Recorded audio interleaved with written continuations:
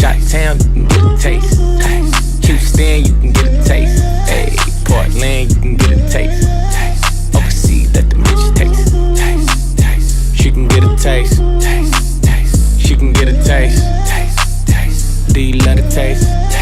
Worldwide, they gon' get. That's very important. She says, "I stand as one, but I stand as 10,000." So essentially, one man's success is also success for other young people.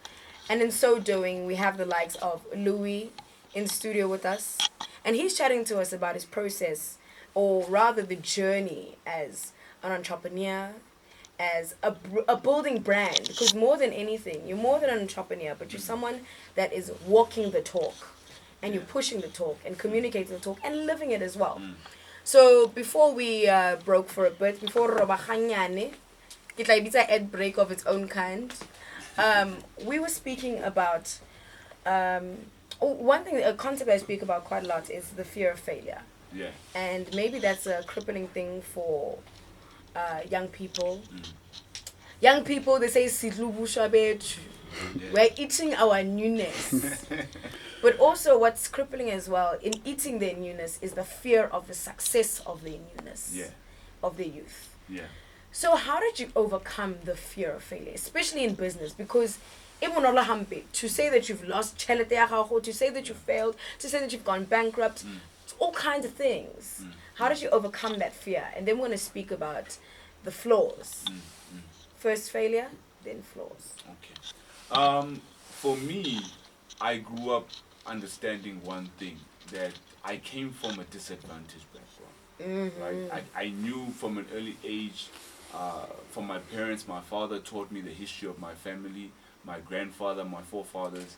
A lot of them, didn't live the life that they were supposed to live because of oppression and because of the apartheid government. And my father, taught me one thing, that you don't need anybody's permission to become a success. Absolutely. So the first thing that I knew, I didn't know that, listen, you gotta always stick to the rules, or you gotta always play it safe. I always knew that if you want to become successful, you have to be able to take risks and be able to take challenges and to be able to face your fears. So the whole fear element is to me an illusion.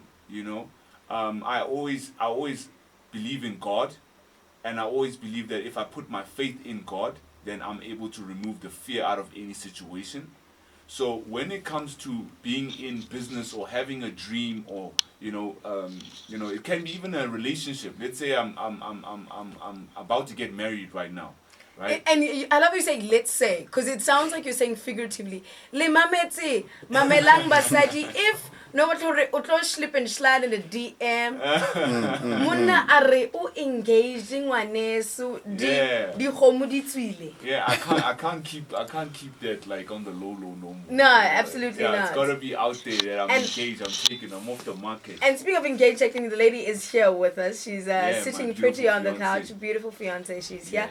But so we're going back into fear of failure and journeys, and you speaking about the fact that you engaged, Yeah, so the whole idea of fear of failure, I feel like a lot of people have been told throughout their whole entire life that you can't achieve anything, you can't amount to anything, you didn't get good marks, you don't come from a rich family, you don't come from a well-off background, you don't come from the right neighborhood, you're not black enough, you're not white enough, you're not light yellow bone enough, you're not smart enough, you don't have enough followers. I think there's so much pressure out there, and that's the social influence that we're facing now these days as young people.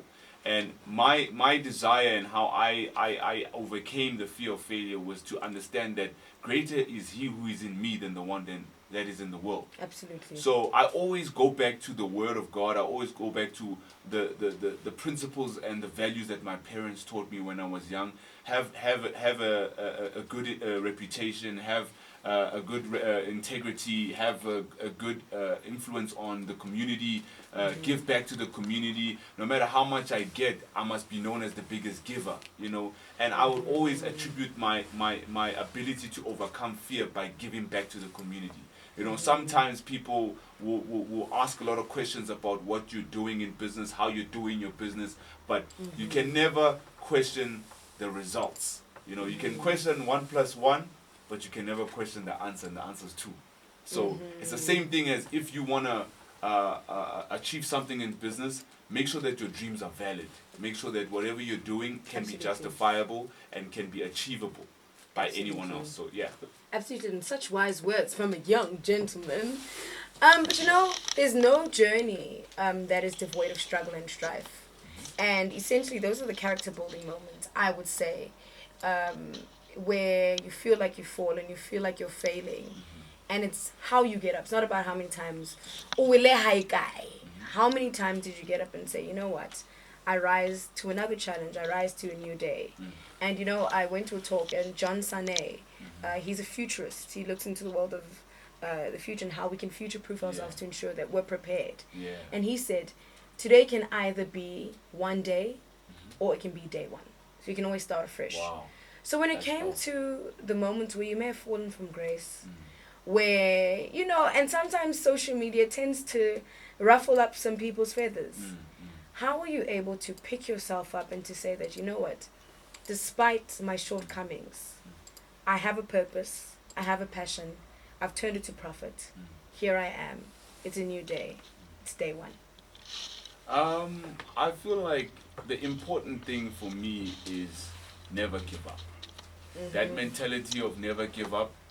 I've been, you know, I think I've lost count of how many jobs I've had, you know, as a young person. When you're reading your bio, I see this corporation since 16. You literally have hit the ground running and haven't stopped. Yeah. I mean, my first job was working for my uncle. I used to earn 100 Rand a day, installing DSTV satellites. Humble beginnings. I was still 16. I was owning a gym, but I was still working a job that earns me 100 Rand a day, because I was fascinated with technology. I was fascinated with learning from my uncle, because I used to look up to him. He was very, you know, smart when it came to fixing radios, cars. He still does it till this day. And those are the people that impact my life positively. You know, I always wanted to, you know, be curious. You know, I think as young people, we know that once we hit that puberty stage and we're teenagers, we need to use these things, that like these emotions, like, you know, of curiosity to the right thing. Not be curious to go partying, not to be curious to use drugs, but to be curious to learn a new skill, to be curious to read a new book. You know, those are the things that fascinated me when I was young. So I always wanted to be that guy who 10 years from now people will look up to. But I knew that I can't just get there. It's a process. It takes 10 years to become an overnight success. It took me 10 years to become officially a millionaire. You know, I didn't consider myself a millionaire when I bought my M4. You understand? I consider myself a millionaire when I had $1 million in my account, but I didn't have the flashy car. I didn't have the fancy house, right? So a lot of people want to rush to show off, you know, what they have, but they don't understand that you gotta manage your finances as well, and that also provides you with the stability, because fear also comes when you don't have control, right? Absolutely. So it's important for you to manage your lifestyle, manage what you do, how you do it, in order for you to overcome your fear. Don't make it difficult for yourself, knowing that, okay, where I go Pick and Pay, for instance, mara how 2.5 yao at the end of every month, you go and you drink it the first day you get it. You understand? You need to make sure that you are budget. You need to make sure that you actually create a spreadsheet. You know, if you don't know how to create a spreadsheet, go online and watch a YouTube video and learn how to create a spreadsheet and manage your finances. So those type of things are the important things that our youth have to, you know, embrace, knowing that we're living in a digital age. Definitely. And it's all about having foresight and looking into the future, and also having a global state of mind.